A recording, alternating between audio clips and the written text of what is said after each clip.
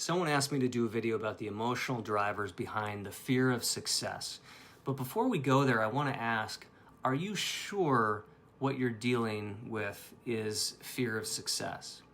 And I don't mean that in a judgmental way, just because a lot of the time what we call a fear of success is actually something else entirely. And the real task is figuring out what that something else is. So when people say they fear success, sometimes what is really going on is fear of being judged or criticized once you're visible, a fear of having to maintain higher expectations once you make it. Could be fear of losing relationships if your life changes. Could be fear of realizing that even success might not make you feel how you want to feel.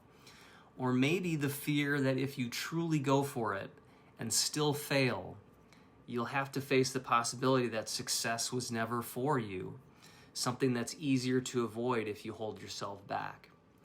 So before you try to push through the fear, slow down and ask yourself, if I actually succeeded, what would I have to face that I don't want to face?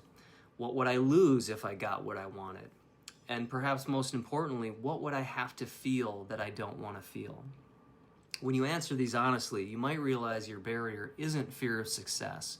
It's fear of exposure or change or loss or disappointment. And once you know the real thing you're up against, you can work with it directly. And then success stops feeling like the threat it does right now. This brings up another question. What exactly do you mean by success?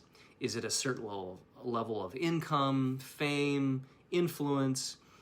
And why do you want it? Is it for its own sake? Or is it because it supports a mission or a value that you deeply care about?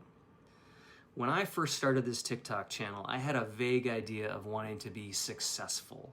Grow a following, monetize it, get high-paying therapy and coaching clients.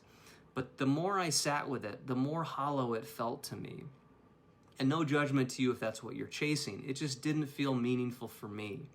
I realized that I needed to know my values and how a large following would actually serve them. I had to think back to why I became a therapist in the first place. Not just to help people, but to help them understand themselves and the connections between their thoughts, feelings, and behaviors. Because that knowledge changed my life.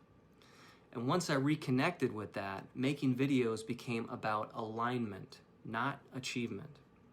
So if you think you fear success, my advice is this: get specific about what success means to you and why you want it.